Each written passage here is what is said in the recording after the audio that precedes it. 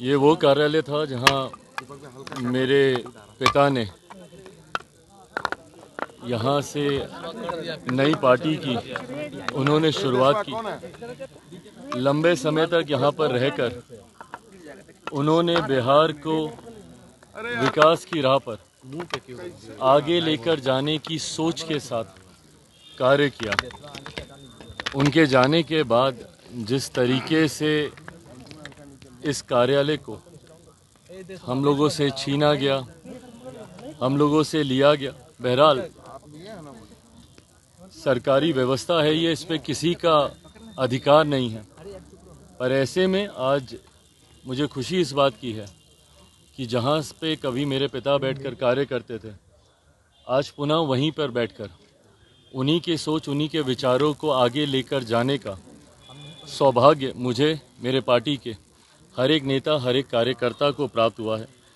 मैं मानता हूँ कि उनके जितने अधूरे सपने हैं, इस कार्यालय में रहकर उनके हर एक सपने को पूरा करने के लक्ष्य के साथ हमारी पार्टी का हर एक नेता, हर एक कार्यकर्ता काम करने का प्रयास करेगा। आने वाले समय में विधानसभा का चुनाव भी है, तो उसको लेकर कैसे क्या? देखिए, बिल्कुल, और विधानसभा के चुनाव के मद्देनज़र ही हम लोगों को ज़रूरत थी एक व्यवस्था की। पार्टी के 5-5 सांसद हैं।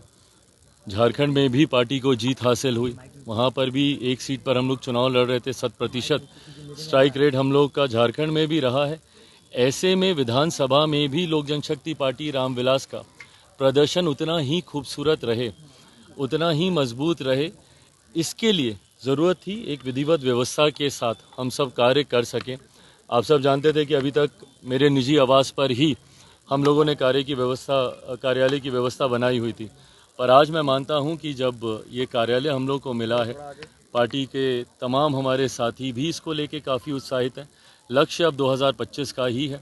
2025 में एनडीए गठबंधन की मजबूत जीत हो, बड़े लक्ष्य की ओर हम लोग अग्रसर होने का लक्ष्य हम लोगों ने रखा है।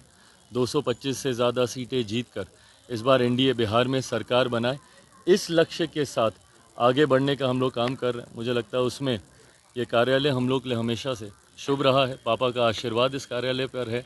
मैं मानता हूँ हम लोग उस लक्ष्य में भी सफल होंगे। लेकिन तेजस्वी यादव वो तो कह रहे हैं कि 2025 में हमारी सरकार महागठबंधन, इंडिया गठबंधन की। देखिए, अब रहने दीजिए अब उनकी बातों को, अब बहुत हो गया। अब कितनी बार लोकसभा में भी उन्होंने दावे किए, तब भी हम कहते रहे। हकीकत क्या थी वो सबके सामने है। पुनः उपचुनाव में भी उनके दावे यही थे, बड़े बड़े दावे किए गए थे। उपचुनाव में भी हम लोग का 100% स्ट्राइक रेट रहा। एनडीए 4 की 4 सीटें हम लोगों ने यहाँ पे जीतने का काम किया। तो ऐसे में अब उनके दावों का मुझे नहीं लगता, जो बार बार अपने दावों पे फेल हो रहे हो, अब उसका कोई मतलब नहीं रहा। 2025 के चुनाव में कितने सीटों पर आप लोग का दावा रहेगा विधानसभा चुनाव में? ये अच्छा प्रश्न है, पर आप जानते हैं गठबंधन की मर्यादा है। मैं मर्यादा को तोड़ूंगा अगर कोई भी संख्या, कोई भी विषय आप लोगों के साथ मैं पहले साझा करूं और गठबंधन के भीतर बाद में बात करूं। संख्या पर भी चर्चा होगी, ज़रूर चर्चा होगी, सीटों का चयन भी होगा। पर मुझे लगता है जितने एमिकेबली हम लोगों ने लोकसभा के वक्त भी कहा जा रहा था कि भाई 5-5 दल हैं, कैसे होगा, क्या होगा, बहुत एमिकेबली लोकसभा के वक्त भी हो गया। और मुझे लगता है उतनी ही सहजता से विधानसभा में भी ना सिर्फ सीटों का बंटवारा होगा, सीटों का चयन भी होगा। हर पार्टी एक लक्ष्य की ओर अग्रसर हो रही है, जो भी एनडीए गठबंधन में है, कि एनडीए की मजबूत सरकार बनानी है, प्रधानमंत्री नरेंद्र मोदी जी की सोच वाली सरकार बनानी है।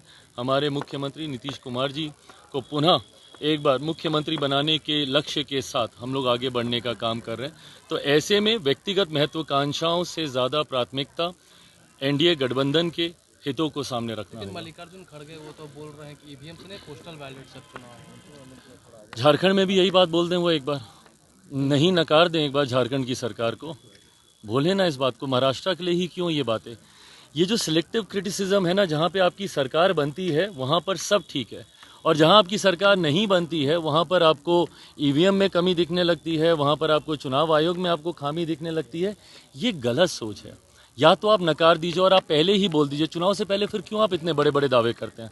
अभी देखिएगा, अभी बिहार विधानसभा का चुनाव आएगा, हम लोग 225 बोल रहे हैं तो ये लोग 230-35 ही बोलेंगे, उससे कम तो ये लोग नहीं बोलने वाले। क्यों दावे कर रहे हैं? अभी से घोषित कर दीजिए ना कि भैया अगर ईवीएम से चुनाव होगा तो ना राजद चुनाव लड़ेगी, ना कांग्रेस चुनाव लड़ेगी, बोल दीजिए। बोलिए नहीं भरोसा है। चुनाव भी लड़ना है, चुनाव से पहले बड़े बड़े दावे भी करने हैं, और हार के बाद ये बातें जेएमएम के लोग तो नहीं बोल रहे हैं, उन्हीं के ही गठबंधन के साथी हैं ना, इंडिया अलायंस के ही हैं। क्यों नहीं हेमंत सोरेन जी बोलते हैं कि ईवीएम में गड़बड़ी थी? बोले अपने गठबंधन के साथियों के बीच।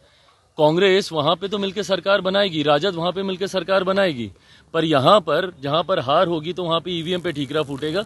ये सोच ही गलत है। जेपीसी का गठन हुआ, विपक्ष के लोगों की मांग थी कि जो बिल आया है वक्फ बोर्ड से जुड़ा हुआ, उसको लेकर एक कमेटी का गठन होना चाहिए। उन्होंने तो जेपीसी की भी मांग नहीं की थी, ये तो हमारी सरकार की सोच रही है।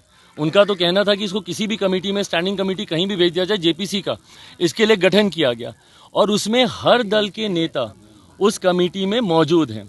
जहां तक रही बात जनता दल यूनाइटेड की, मुझे लगता है कमेटी में उनके सदस्य हैं और वो अपनी बातों को मजबूती से रख रहे हैं।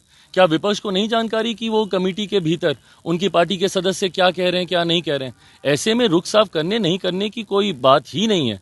ये पूरी तरीके से स्पष्ट है, विपक्ष ने जो मांग की उस मांग को पूरा किया गया। अब उसके बाद कमेटी में जो चर्चा होती है और सर्वसहमति से जो फैसला सामने आता है उसको वो सबको स्वीकार्य होना चाहिए।